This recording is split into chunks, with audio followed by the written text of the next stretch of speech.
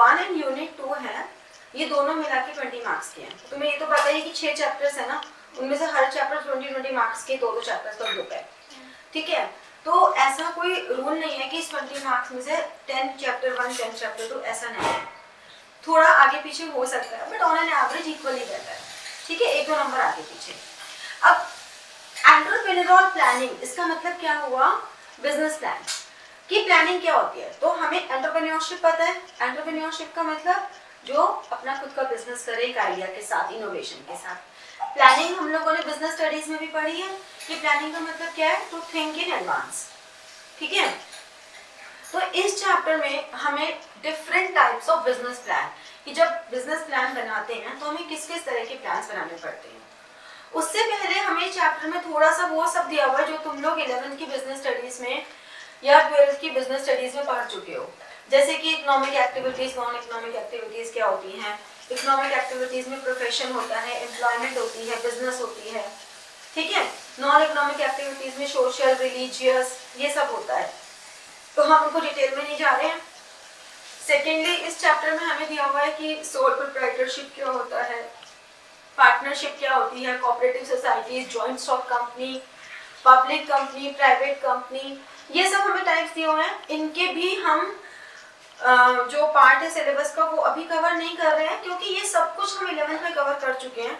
तो तुम्हें अगर ये रिवाइज करना हो तो हमारे पास 11th की वीडियोस बनी हुई हैं, तो मैं उसमें नहीं जा रही हूँ, ठीक है। मैं सीधा उस टॉपिक में आ रही हूँ जो तुम्हारा 12th में नए टॉपिक्स हैं, और वो क्या है, टाइप्स ऑफ बिजनेस प्लान, ठीक है। तो पक्का ना, स्किप कर दो ना ये वाला पोर्शन, कर दो ना यश, ठीक है। अब बिजनेस प्लान क्या होता है, कॉम्प्रिहेंसिवली रिटन डाउन डॉक्यूमेंट होता है जिसमें जो एंटरप्रेन्योर है वो सारी चीजें मेंशन करता है कि क्या कैसे सब कुछ करना है। तो एक बिजनेस प्लान का मतलब ये हुआ कि जब भी हम कोई बिजनेस स्टार्ट करते हैं तो हमारे पास एक ना एक तो बिजनेस आइडिया होता ही है। ऐसा तो नहीं हो सकता कि बिना आइडिया के, अगर मुझे एक बिजनेस स्टार्ट खाने का करना है तो मेरे पास आइडिया ये होता है कि मुझे, आजकल लोग चाय के लिए बड़े शौकीन होते जा रहे हैं, तो डिफरेंट वैरायटी ऑफ चाय, तो अगर खाने पीने का है तो चाय के साथ क्या क्या स्नैक्स हो सकते हैं। तो बेसिकली कोई भी जो बिजनेस प्लान होगा वो एक ब्लूप्रिंट है, एक कॉम्प्रिहेंसिव ब्लूप्रिंट है जो कि ये बताता है कि what are the external factors, what are the internal factors. एक एंटरप्रेन्योर को इन फैक्टर्स को ध्यान में रखते हुए क्या क्या काम करने होंगे, ठीक है। तो this is a comprehensive blueprint. ये कुछ टर्मिनोलॉजी है, जब तुम डेफिनेशन लिखो तो डेफिनेशन में तुम कैसे भी लिखो अपनी लैंग्वेज में, लेकिन ये टेक्निकल टर्म जरूर यूज कर लो। तो कॉम्प्रिहेंसिव ब्लूप्रिंट होता है और एक फॉर्मल स्टेटमेंट होती है। एक फॉर्मल स्टेटमेंट है जो कि एक एंटरप्रेन्योर बनाता है कि हमें कौन से गोल्स अचीव करने हैं, उन गोल्स को अचीव करने के लिए हमारे पास क्या क्या ऑप्शंस हैं, उनकी वाइबिलिटी कितनी है, सक्सेस रेट कितना है, रिस्क फैक्टर्स कितने हैं, ठीक है, हमें क्या क्या इसके लिए फैक्टर्स की जरूरत पड़ेगी, हमारे पास जो जो रिसोर्सेज अवेलेबल हैं, कौन से रिसोर्सेज अवेलेबल नहीं हैं, उनको कहाँ से लेंगे, हमारे गोल्स को अचीव करने के लिए हमें शॉर्ट टर्म गोल्स क्या लेने होंगे, टारगेट मार्केट क्या होगा, प्रॉफिटेबिलिटी कितनी होगी, लॉस्ट होने के कितने चांसेस हैं, ये सब कुछ बिजनेस प्लान का पार्ट होता है, ठीक है। तो बहुत सारी बातें सोचनी पड़ती हैं, तो हमारी एक तरह की बिजनेस जर्नी यहाँ से स्टार्ट होती है, ठीक है। अभी जो बिजनेस जर्नी स्टार्ट होती है तो इसके अंदर हमें बहुत सारे सब प्लान्स बनाने हैं, जैसे कि हमें marketing, finance, operations, human resource, legal compliances and intellectual property. अब इन सब के लिए हमें कौन लोग चाहिए, हमें कुछ तो इन्फ्लुएंसर्स चाहिए, हमें कुछ लॉयर्स की भी ज़रूरत है, चार्टर्ड अकाउंटेंट्स की ज़रूरत है, मार्केटिंग एग्जीक्यूटिव्स की, इंजीनियर्स की, ठीक है ना, डिजिटल मार्केटिंग की, हमारे कुछ मेंटोर्स होंगे, हमारे फ्रेंड्स, हमारे रिलेटिव सभी होंगे। जैसे कि हमने एक चाय का एग्जाम्पल लिया, अगर मैं चाय को बना रही हूँ तो जैसे ही हम खाने पीने की चीज़ों में आते हैं, हमें फूड से रिलेटेड जितने भी लॉ हैं उनको ध्यान में रखना है कि हम उनके रूल्स को फॉलो करें। फिर हमें उसके लिए मार्केटिंग, टारगेट मार्केट क्या होगी, फिर हम उसे डिजिटल मार्केटिंग में कैसे करेंगे, हम उसके लिए फंड्स कहाँ से लाएंगे, प्लेस क्या होगा, प्रमोट कैसे करेंगे, फिर हम सब लोगों को बताएंगे प्रमोशन कैसे होगा। तो this is all we required for business plan. ठीक है, तो इन्हीं सारी बातों से अगर हम इन सब बातों को क्लब करके बात करें तो आता है कि what is the importance of business plan. Business plan क्यों इम्पोर्टेंट है? बिजनेस प्लान इसलिए इम्पोर्टेंट है सो दैट जो भी प्लानिंग, हम जो भी बिजनेस हम स्टार्ट करने जा रहे हैं, हम उसकी वाइबिलिटी चेक कर सकें। हम ये चेक कर सकें कि कौन लोग इसमें इंटरेस्टेड हैं और उनकी क्या एक्सपेक्टेशंस हैं हमारे बिजनेस से। अगर हम उस तरफ हैं तो हम इधर वाले बिजनेस से क्या एक्सपेक्ट करते हैं। ठीक है, ये हमें जानना बहुत जरूरी है। कौन से अननेसेसरी मूवमेंट्स हैं जो हमें इस बिजनेस में अवॉइड करने हैं। सेल्फ एवैल्यूएशन बहुत जरूरी है। जैसे कि अगर मैं तुम्हें पढ़ा रही हूँ तो मुझे ये समझना बहुत जरूरी है कि आखिर बच्चे कहाँ अटक सकते हैं, बच्चों की क्या रिक्वायरमेंट होगी। ठीक है, तो इसके बाद हमें इन्वेस्टर्स, अगर मुझे इन्वेस्टर्स चाहिए तो इन्वेस्टर्स, अगर मुझे कहीं इन्वेस्ट करना हो तो मैं क्या चाहूंगी कि अगर मेरे को तुम कहो कि मेरा एक बिजनेस है उसमें इन्वेस्ट कर दो, तो मैं क्या देखूँ कि तुम्हारे बिजनेस की प्रॉफिटेबिलिटी कितनी है, तुम कोलैटरल में मुझे क्या दोगे, तुम्हारे बिजनेस के लिए तुम कितने सीरियस हो, तुम मुझे कितना इक्विटी कंट्रीब्यूशन दे रहे हो। तो ये सब हमारे लिए एक इन्वेस्टर की पोटेंशियल्स है। ठीक है, तो कोई भी बिजनेस प्लान का जो फॉर्मेट होता है उसमें क्या क्या पॉइंट्स आते हैं। एक होती है एलिवेटर पिच।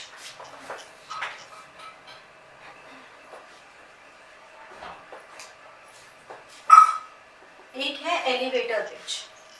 एलिवेटर पिच क्या होती है? 3 minutes summary होती है। इसमें जो कीवर्ड है that is 3 minutes summary। Shark tank देखा है किसी ने? तुमने एंटरप्रेन्योरशिप वाले बच्चों को तो मस्ट वॉच वाला वो है ये, उसमें वो ये कहते हैं ना, देखा है शार्क टैंक? हाँ, उसमें काफी बार मेंशन करते हैं कि अपने जो आपका जो ब्रांड है उसकी 3 minute summary 3 minute summary दो। वो एलिवेटर पिच वर्ड हर बार यूज नहीं करते बिकॉज टेक्निकल वर्ड है, हो सकता है नहीं भी पता हो सामने वाले को, लेकिन वो ये कहते हैं कि 3 minute summary दो। कोई कोई कहते हैं 2 minutes में summary दो कि आप क्यों ये बिजनेस स्टार्ट कर रहे हो, आपका यूएसपी क्या है। देखते हैं 3 मिनट्स में आप क्या क्या बोल सकते हो, और उनका टाइम आउट हो जाता है, और जैसे ही 3 मिनट से ऊपर होते हैं वो वैसे ही ऑटोमेटिकली आउट हो जाते हैं कि आपको कुछ नहीं मिलेगा, पार्टिसिपेशन कैंसिल कर देते हैं, ऐसा भी कुछ होता है। फिर a pitch deck with oral narrative. A pitch deck with oral narrative।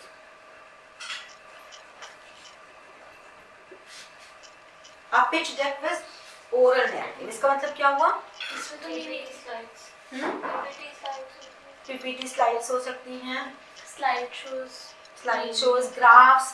इसमें हम इस तरह की प्रेजेंटेशन देते हैं, चाहे वो पीपीटीज में हमारा ग्राफ्स के फॉर्म में हो, पिक्चर्स के फॉर्म में हो, मतलब एक ऐसा प्रेजेंटेशन हो जिसमें आपको बोलने की भी जरूरत ना पड़े, वो आपकी पिच अपने आप देख के बोल दे। पोटेंशियल इन्वेस्टर्स तो इसमें आपका डिस्कशन होता है, और डिस्कशन के बाद आप ये दिखाते हो कि इन्वेस्टर्स इसको देखकर, इन ग्राफ्स को देख के समझ जाए। जैसे कि आपको सेल्स दिखानी है कि हम कितना एक्सपेक्टेड सेल्स है, तो हमने दिखाया कि ये हमारी एक्सपेक्टेड सेल्स है। ऐसे भी दिखा सकते हैं, हमने सेल का ग्राफ ऐसे दिखाया, हमने सेल का ग्राफ ऐसे दिखाया।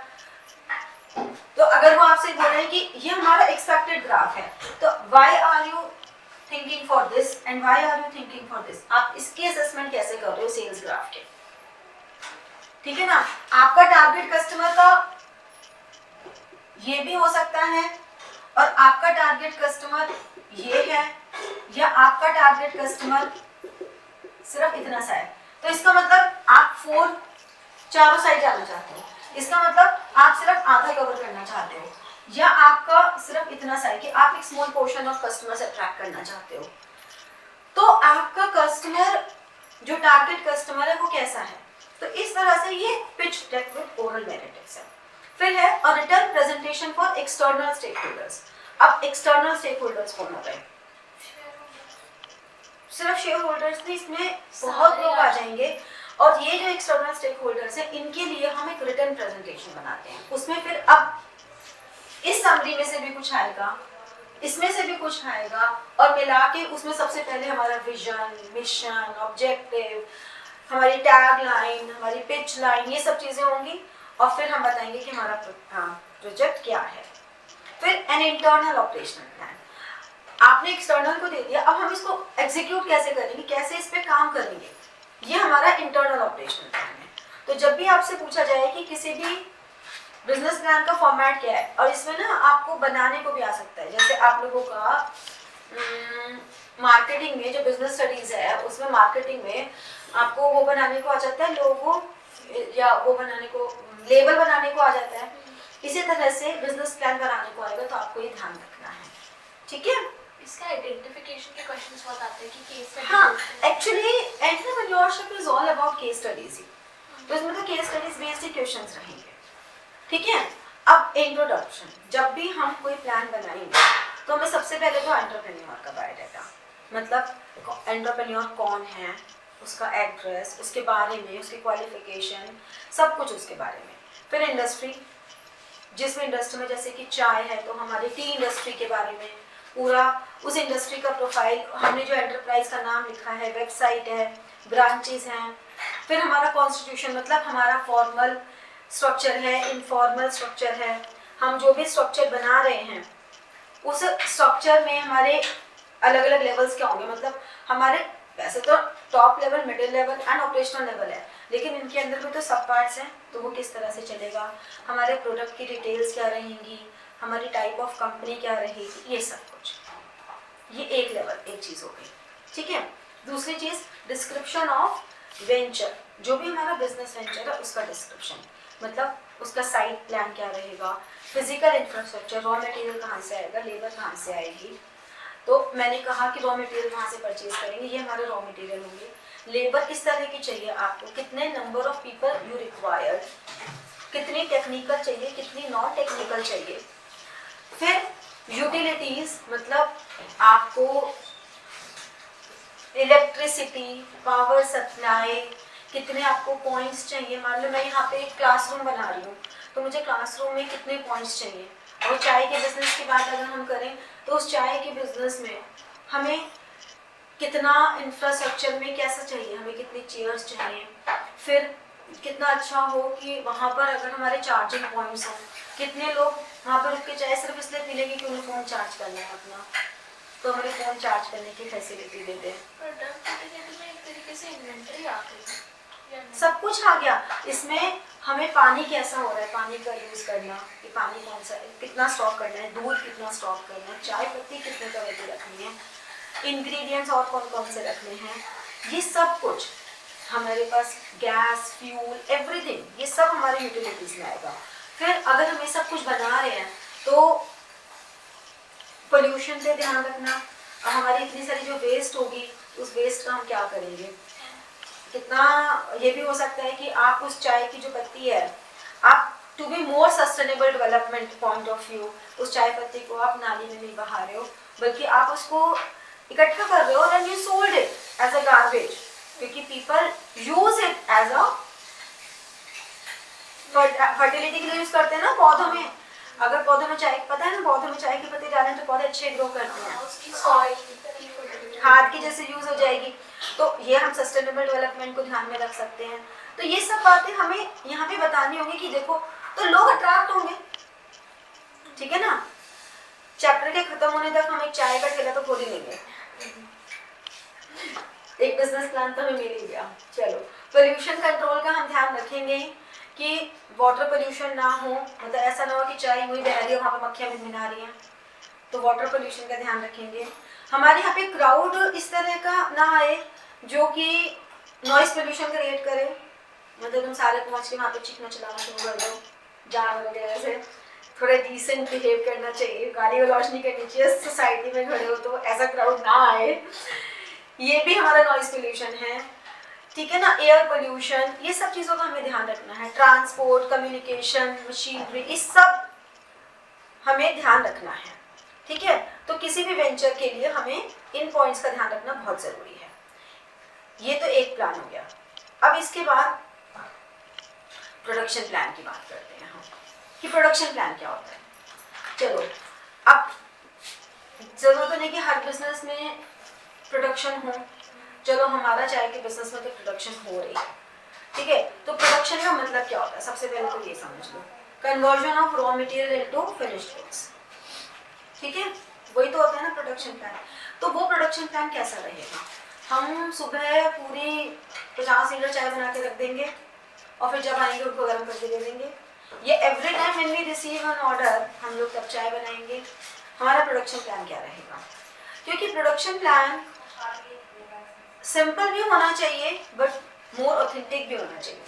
हाँ, अगर आपके प्लान में प्रोडक्शन इन्वॉल्व भी नहीं है, आपका बिजनेस कोई इस तरह का है जहाँ पे प्रोडक्शन इन्वॉल्व भी नहीं है, जैसे कि ज़ेप्टो ने जब आइडिया दिया तो ज़ेप्टो के आइडिया में या फिर ब्लिंकिट है, इनका कोई प्रोडक्शन थोड़ी ना है, ये लोग तो एक तरह से मीडिएटर का काम कर रहे हैं, सर्विस प्रोवाइडर है, तो इनके लिए मैन्युफैक्चरिंग इम्पोर्टेंट नहीं है, लेकिन इनके लिए फिर वेयर हाउसिंग बहुत इम्पोर्टेंट है, ठीक है।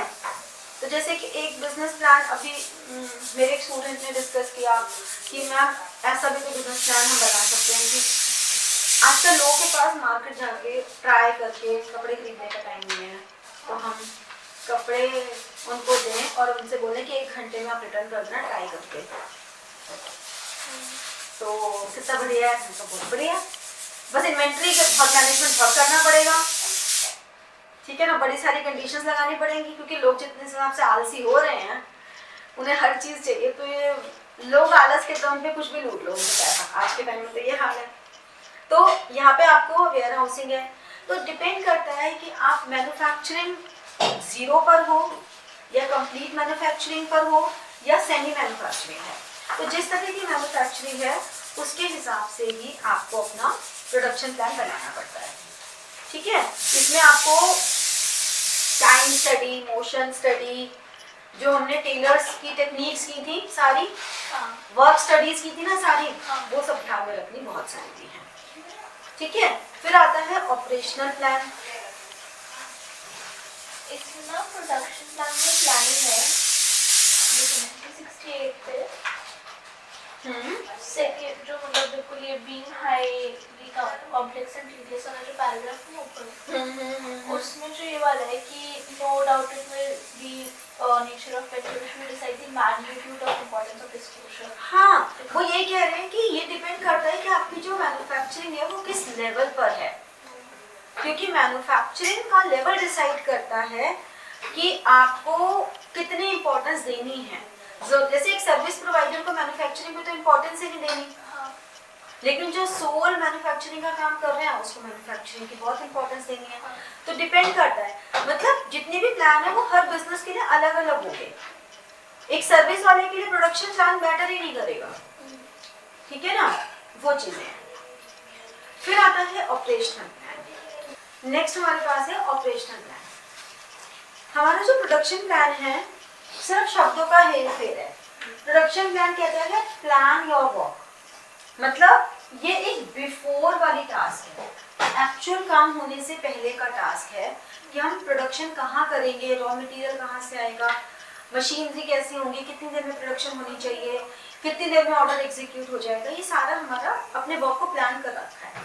अब जो हमने यहाँ पे प्लान किया, क्या वो इस तरह से ही एग्जीक्यूट हो रहा है, तो उसको उस तरह से एग्जीक्यूट करना वर्क योर प्लान, वो ऑपरेशनल है, ठीक है। कोई भी इवेंट होने से पहले तुम लोगों ने फेयरवेल ऑर्गेनाइज की थी, फेयरवेल ऑर्गेनाइज होने से पहले तुम लोगों ने ड्यूटीज असाइन किया, सब कुछ किया, कौन कैसे करेगा सब कुछ किया, that is plan your work. उसके बाद हमने उस काम को जब किया तो एज पर प्लान करना, that is work your plan, ठीक है। हम लोगों ने सोचा कि हम एंटरप्रेन्योरशिप की क्लासेस करेंगे, दैट वाज प्रोडक्शन, कैसे करेंगे, किस दिन करेंगे, सब कुछ एक्चुअली में हमारे प्लान के अकॉर्डिंगली हुई कि नहीं हुई, दैट इज ऑपरेशन, जो कि नहीं हुई थी कायदे से हमने अपनी क्लास डिले करी स्टार्ट करने में, तो अब वो नहीं हुई। अब अगर आपका जो प्रोडक्शन था, जो प्लान या वर्क था, उसके अकॉर्डिंगली अगर आपका काम नहीं हुआ, ऑपरेशंस ने वैसे काम नहीं किया जो प्रोडक्शन की टीम ने किया, ऑपरेशंस ने अगर वो काम नहीं किया, तो आपको ये डिविएशंस चेक करने हैं कि कंट्रोलेबल है या नॉन कंट्रोलेबल है।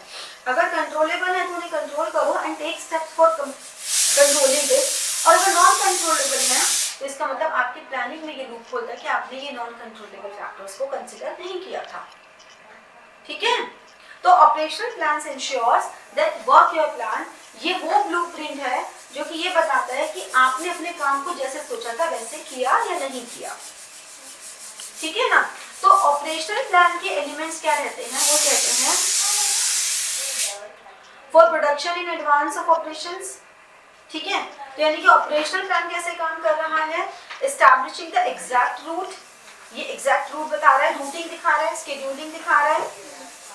ठीक है, तो product dispatching and follow up, ये चीजें दिखा रहा है कि पहले आप रूट डिसाइड करो, कैसे रूट होगा, शेड्यूलिंग करो, टाइम डेट एवरीथिंग, तो डिस्पैच करना एंड देन फॉलो अप करो।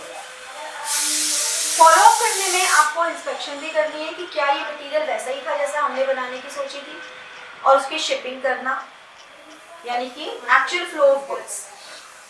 ठीक है, यानी कि ये हमारा एडवांस है और ये हमारा ड्यूरिंग है, ये प्री है और ये इंटरमीडिएट है। समझिए, फिर इसके बाद हमारे पास आता है ऑर्गेनाइजेशनल प्लान। ऑर्गेनाइजेशनल प्लान में क्या आ रहा है, इंस्पेक्शन और शिपिंग भी है ना। हाँ, इंस्पेक्शन हो गई, शिपिंग हो गई, ठीक है ना। फॉलो अप और इंस्पेक्शन दोनों अलग अलग किस्म। फॉलो, हाँ बोलो। फॉलो अप में स्पीड देखते कि हम उतने तेजी से उसको करें, और इंस्पेक्शन में हम कंपेयर करते हैं कि जो हमने सोचा था वैसे हुआ कि नहीं। फॉलो अप में तो हम सिर्फ देख रहे हैं कि क्या काम हो रहा है कि नहीं हो रहा है। ठीक है, इंस्पेक्शन में हम ये देख रहे हैं कि कंपेयर करना कि हमने जैसे सोचा था क्या वही कंटेंट है, वही मटेरियल है जो हमने सोचा था। ठीक है, तो फॉलो अप में हम ये देख रहे हैं कि कोई ऑब्स्टैकल तो नहीं आ रहा, तो रिमूव दैट ऑब्स्टैकल। जबकि इंस्पेक्शन में हम ये देख रहे हैं कि जो हमने स्टैंडर्ड सेट किए थे उसी स्टैंडर्ड के अकॉर्डिंगली मटेरियल या सर्विसेज है तो सर्विसेज, क्या pre determined quality of product and service हमने दिया या नहीं दिया। ठीक है ना, शिपिंग हो ही गई, फिर फ्लो ऑफ गुड्स। फिर नेक्स्ट हमारे पास आया ऑर्गेनाइजेशनल प्लान्स। ऑर्गेनाइजेशनल प्लान्स में क्या हो रहा है, अब यहाँ पे अगर मैन्युफैक्चरिंग यूनिट है तो एक्चुअली में मैन्युफैक्चरिंग होलसेल यूनिट है तो वो बाइंग करेगा। अगर एक रिटेल है तो वो देखेगा मेरा कस्टमर सेटिस्फाई है कि नहीं है। अगर सर्विसेज है तो वो देखेगा कि टाइम पे वो सर्विस उसको मिल रही है कि नहीं मिल रही। अगर ब्लिंकिट या ज़ेप्टो ये कहते हैं कि 8 मिनट 10 मिनट में हम पहुंचा देंगे, तो क्या एक्चुअली में उतनी देर में वो पहुंचा रहे या नहीं पहुंचा रहे। तो तुमने नोटिस किया होगा जितने भी ये सारे हैं, तुम कहीं पिज़्ज़ा ऑर्डर करो या कोई भी हो, तो अगर वो जल्दी पहुंच जाता है वो तुम्हें कहते हैं कि 28 मिनट्स लगेंगे, और अगर वो 26 मिनट्स में आता है तो उनका एक आता है ये वी डिलीवर्ड अर्ली, नोटिफिकेशन आता है। तो वो ये टाइम स्टडी है ना कि हमने अभी फिर रेगुलर इसका वो रखते हैं, एक इनकी पूरी टीम है जो रेगुलर ये देखते हैं कि वो जो टाइम स्टडी हमने सोची थी वो वैसे हो रही है कि नहीं हो रही।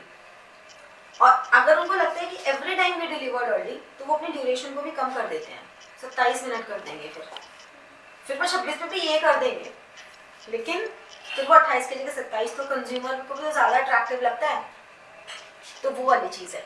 तो ऑर्गेनाइजेशनल प्लान में क्या होता है, हम ये देखते हैं कि जितने भी ऑर्गेनाइजेशनल फॉर्म्स हैं, हमने अगर सोल प्रोप्राइटरशिप लिया, हमने पार्टनरशिप लिया, joint Hindu family, cooperative, companies, जो भी हम ले रहे हैं, तो इन सब का ऑर्गेनाइजेशनल स्ट्रक्चर के लीगल कंप्लायंसेस क्या हैं। ठीक है, फॉर्मेशन के इनके क्या क्या कंप्लायंसेस हैं, इनकी ओनरशिप रूल्स क्या हैं, इनके मैरिट्स क्या हैं, इनके डीमेरिट्स क्या हैं। तो डिफरेंट फॉर्म ऑफ ऑर्गेनाइजेशन का legal structure, physical structure, participants, merits, demerits, ये सब हम कंपेयर करते हैं जब भी कोई बिजनेस स्टार्ट करते हैं। तो आपको देखना है कि आपको ऑर्गेनाइजेशन स्मॉल लेवल पे बनानी है कि लार्ज लेवल पे बनानी है, ठीक है। डेफिनेशन क्या होगी? किसकी? ऑर्गेनाइजेशनल प्लान की। ऑर्गेनाइजेशनल प्लान की डेफिनेशन लिख लो, लिखने जाते हुए लिख लो। Organizational plans defines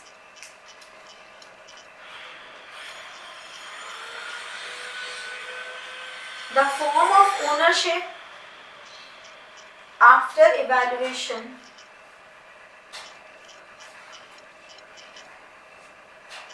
of merits and demerits, after evaluation of merits and demerits of each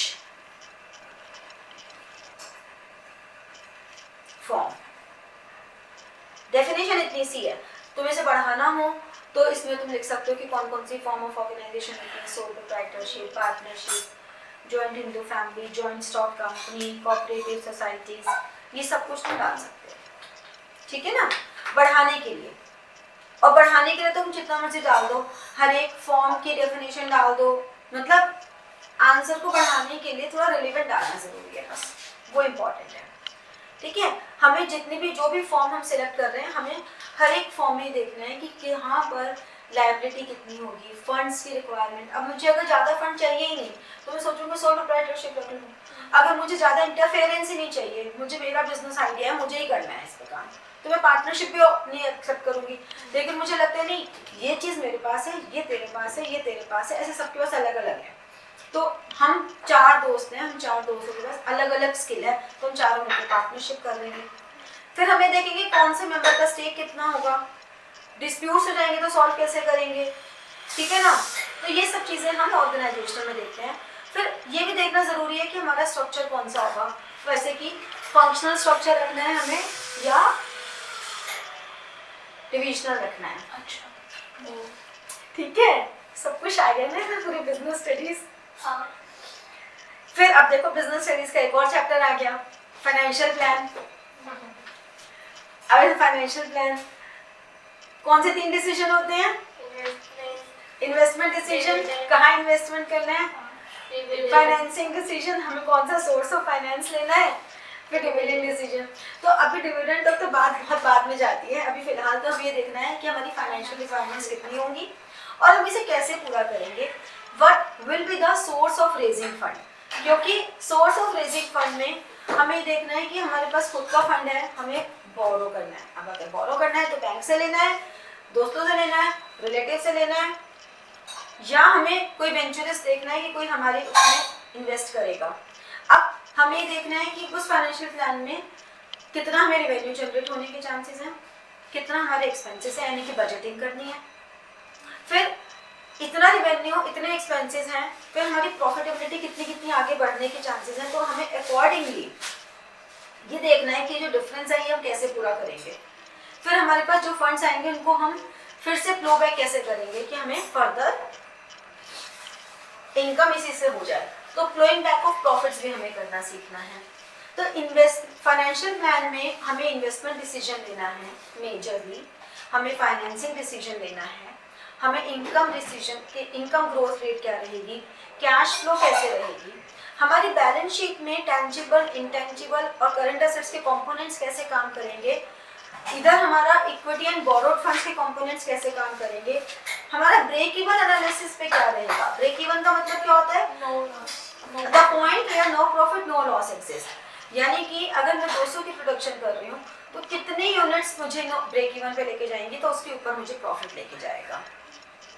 ठीक है, ये सारी बातें इकोनॉमिक एंड सोशल वेरिएबल्स हमें देखने पड़ेंगे कि इकोनॉमिक एंड सोशल वेरिएबल्स क्या होते हैं कि हम, हाँ बोलो। इसमें याद है ना कि हम कितनी इकोनॉमिक अपॉर्चुनिटीज डाल पा रहे हैं, जैसे एम्प्लॉयमेंट अगर हमारे उसके थ्रू इंक्रीज हो रही है। हाँ, हमें देखना है कि कितनी तो हम सोशल रिस्पॉन्सिबिलिटीज फुलफिल कर पा रहे हैं, कि एम्प्लॉयमेंट जनरेशन है। हम सोसाइटी को, अगर मैंने टी के बिजनेस की बात कर रही हूँ तो मैं सोसाइटी को एक good quality of T promote करूँ। जैसे कि आजकल मैं एक टी का एक वो है रील, बहुत हर जगह फेसबुक इंस्टाग्राम पर बहुत पॉपुलर हो रही है, क्योंकि नॉर्मली क्या होता है, एक सबके दिमाग में चाय से तो बहुत एसिडिटी होती है, चाय नहीं पीनी चाहिए, चाय से एसिडिटी होती है, तो उन्होंने उसी पॉइंट को पकड़ लिया है उनकी सबसे पहली लाइन ये है, टी विद नो एसिडिटी। उनकी बात ही है। अब एक इंसान जो चाय का शौकीन होगा वो जरूर उसको देखेगा, अरे ये कौन सी चाय, इससे एसिडिटी नहीं होती, वो फटाफट उसको देखेगा। फिर जो चाय प्रेमी है उनके लिए पहली चीज तो होती है एसिडिटी ना हो। दूसरी चीज चाय प्रेमियों के लिए होती है भाई चाय का ना कप बढ़िया होना चाहिए, उनका डबल लेयर कप हमारा, मतलब वो अट्रैक्टिव पॉइंट्स है। मतलब मैं खुद टी लवर हूँ तो मुझे तो बहुत अट्रैक्ट किया, और मैं देखती हूँ कि टी लवर्स को वो चीजें अट्रैक्ट करती हैं, कूलर की चाय, ये चाय, वो चाय। तो आप सोसाइटी को कितना दे रहे हो। फिर एम्प्लॉयमेंट के साथ साथ आप लोकल रिसोर्स यूटिलाइजेशन कितना दे रहे हो। मान लो आपने एम्प्लॉयमेंट तो दी 4 लोगों को, अब आपके साथ में ही एक शॉप है जिसके यहाँ स्मॉल ग्रोसरी नमकीन है वो मिलता है, आपने खुद उसके कॉम्पिटिशन में रख के उसके साथ ये रखा चाय मैं बेच रहा हूँ, नमकीन तेरे दुकान पे लोग ले लेंगे चाय के साथ खाने के लिए, ठीक है। तो लोकल रिसोर्स को यूटिलाइज किया, ठीक है। तो जिस एरिया में आपको उसको डेवलप करना, जैसे कि मैंने कहा कि चाय की पत्ती है, वो ये भी तो कर सकते हैं, ये भी बहुत अच्छा आइडिया है कि चाय का बिजनेस मैंने खोला तो मैंने अपने उसी चाय की पत्ती से वो खाद की जैसे इस्तेमाल करके वहाँ पे प्लांटेशन कर दी, बहुत प्यारे से फ्लावर्स रखे। ये नेचुरल ब्यूटी होती है जो हर किसी को अट्रैक्ट करती है। आप वहाँ पे देखोगे इसके यहाँ तो कितने प्यारे फ्लावर्स लगे हुए हैं, इसकी ग्रास बहुत अच्छी है, आजकल तो इतनी बढ़िया ग्रास मिलती ही नहीं है, ठीक है ना। तो वो जो नेचुरल, आप लोग कितने भी आजकल कैफेज पॉपुलर क्यों हो रहे हैं, आप उसके एम्बियंस को देख के तो जा रहे हो कैफेज में, वहाँ पे फोटोग्राफ अच्छी आएगी, वहाँ का एम्बियंस अच्छा है, यही सब तो अट्रैक्ट करता है। खड़ी की चाय भी इसलिए पसंद है। तो ये सब चीजें हमें क्यों पसंद आती हैं, क्योंकि हमने उस एरिया को भी डेवलप किया। एक वो चाय वाला भी हो सकता है जो यहीं पे चाय की पत्ती यहीं फेंकी, वहाँ पे मक्खियाँ मिनमिना रही हैं और वहाँ पे चाय पी रहे हो। एक चाय वाला ये भी हो सकता है कि उस चाय की पत्ती को यूटिलाइज करके वहाँ पे गार्डनिंग कर जाए, तो उसने उस एरिया को भी डेवलप किया, ठीक है ना। तो एंसिलरीज भी उसकी हुई, उसने अपनी कंट्री को क्या कंट्रीब्यूशन दिया वो भी मैटर करता है, ये सब चीजें मैटर कर जाती हैं, ठीक है। फिर आती है मैन पावर प्लानिंग, ये भी तुम्हारी अगेन बिजनेस स्टडीज आ गई। एंटरप्रेन्योरशिप पढ़ने वालों को ये फायदा है, उनकी बिजनेस स्टडीज और स्ट्रॉन्ग हो जाती है। तो मैन पावर प्लानिंग में क्या होता है, कितने लोग रिक्वायर्ड, कितने लोग, कितने तरह के लोग, कहाँ से आएंगे, उनका सिलेक्शन कैसे होगा, उनका सिलेक्शन प्रोसीजर क्या होगा, ये सब हमें जो हमने मुझे पढ़ा था रिक्रूटमेंट सिलेक्शन का पूरा स्टेप वही समझ लो। हमें कितने लोग चाहिए, किस तरह के चाहिए, कहाँ से आएंगे, हम उनको सिलेक्ट कैसे करेंगे, ये सब मैन पावर प्लानिंग में आ गया। भी उनको देंगे तो डेवलपमेंट के लिए हाँ, उनकी ट्रेनिंग कैसे होगी, उनकी ट्रेनिंग करनी है तो उनकी ट्रेनिंग को हम करने के लिए किस तरह की ट्रेनिंग होगी, ऑन द जॉब होगी, ऑफ द जॉब होगी, ये सब यहाँ पर आ गया। फिर हमारा मार्केटिंग प्लान आ जाता है। मार्केटिंग प्लान में तुम्हारा मार्केटिंग मैनेजमेंट वाला चैप्टर आ गया। हाँ, 4 P's को आइडेंटिफाई करना है, ठीक है ना। मार्केटिंग प्लान बनाने के लिए सबसे पहले हमें देखना है हमारा प्रोडक्ट क्या है, कोई 4 P's, product, price, promotion and place, ये 4 P's हैं हमारे। अब हमें यहाँ देखना है थोड़ा सा डिफरेंट, यहाँ पे हम क्या बात करते हैं कि जो हम एंटरप्रेन्योर हैं तो सबसे पहले हम अपने टारगेट कस्टमर को देखते हैं। हमारा टारगेट कस्टमर कौन है, हमारा टारगेट मार्केट कौन सी है, हमें कहाँ पे अपने प्रोडक्ट को लॉन्च करना है, ठीक है। दूसरा, हम अपने बिजनेस की सिचुएशन देखते हैं कि मेरा बिजनेस अभी किस लेवल पे काम कर रहा है, मैं टारगेट मार्केट जिसको ले रही हूँ क्या मेरे बिजनेस की वो प्रोफाइल है कि मैं उस टारगेट मार्केट पे जा सकूं, ठीक है ना। अगर वो चाय बना रहा है तो चाय बनाने में उसके टारगेट मार्केट सबसे पहले उसके लोकलाइट्स होंगे, उसके बाद वो चेन बनाने की सोचेगा। चाउस है, चाउस ने एक स्मॉल ठेले से तो चाय बनानी शुरू की थी, आज चाउस देखो कहाँ पहुंच गया। तो जब उसने सोचा होगा तब शायद उसने सोचा हो कि मुझे चाउ एक ब्रांड बनाना है, लेकिन उस समय उसने एकदम से तो ब्रांड की नहीं सोची होगी ना। तो अपने बिजनेस सिचुएशन को एनालाइज करना है, ठीक है। और उसके बाद अपने कंज्यूमर्स को, तुम लोगों ने जब भी किसी रेस्टोरेंट में खाते हो या कुछ होता है तो तुम्हारे पास ये ज़रूर आता है कि आपको कौन सी आइटम अच्छी लगी और आप कौन से इम्प्रूवमेंट्स यहाँ चाहते हो। आपको फीडबैक रिस्पॉन्स आपको लेना, तो वो क्या होता है, वो फीडबैक रिस्पॉन्स बड़ा वैल्यूएबल होता है। उसी फीडबैक के बेसिस पर कोई भी बिजनेस आगे बढ़ता है। ठीक है, तो जब भी आपको अपने टारगेट कस्टमर्स पे बात करनी है तो आपको ये देखना है कि आपने उसका प्राइस रेंज क्या रखा है, आपका जो प्रोडक्ट है उसका कौन से ज्योग्राफिकल एरिया में, कौन से डेमोग्राफिक में इसको यूज किया जाएगा। तो उस हिसाब से इसको हम सेगमेंटेशन कहते हैं, अलग अलग तरह के सेगमेंट्स बनाने, this is called segmentation. Segmentation बनाने के बाद आपको स्वॉट एनालिसिस करना है, strength weaknesses opportunities and threats. ये तो मैं बता रही हूँ, तुम अपनी पढ़ाई के भी कर लिया करो स्वॉट एनालिसिस। अब तो वो टाइम आ गया है कि हर चौथे दिन कर लिया करो स्वॉट एनालिसिस अपना, और उसके अकॉर्डिंगली पढ़ाई करो, क्योंकि एक एंटरप्राइज को ये जानना बहुत ज़रूरी है कि उसकी क्या स्ट्रेंथ है, वीकनेसेस हैं, अपॉर्चुनिटीज हैं, थ्रेट्स हैं। आपको भी ये जानना बहुत ज़रूरी है कि तुम किस सब्जेक्ट में, किस टॉपिक में स्ट्रेंथ हो, वीक हो, या तुम इसमें ग्रैब कर सकते हो। तो this is the high time. ठीक है, चलो फिर मार्केटिंग स्ट्रैटेजीज तो डिसाइड करनी ही है, और फिर जो प्लान बनाया उसमें हमें ये भी देखना है कि कितना रिस्क है, और उसके बाद हमें उस प्लान को एग्जीक्यूट करना है। तो ओवरऑल अगर एक बिजनेस प्लान बनाना है तो हमें ये सारे एनालिसिस करने हैं, और एनालिसिस करके फिर हमें एक बिजनेस प्लान बनाना है। तो कोई भी बिजनेस प्लान एक अकेली चीज से नहीं हो सकता कि मेरे पास में एक आइडिया है, सिर्फ आइडिया से बिजनेस नहीं चलता।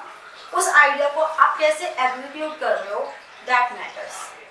जैसे कि आप लोगों को आंसर आता है, पता होता है, लेकिन फिर भी आप ये कहते हो कि मुझे आंसर पता है, आप सुन लो मुझसे आंसर इसका, सुन लो मुझे पता है, बट मैं पेपर में पता नहीं क्यों नहीं लिख पाए।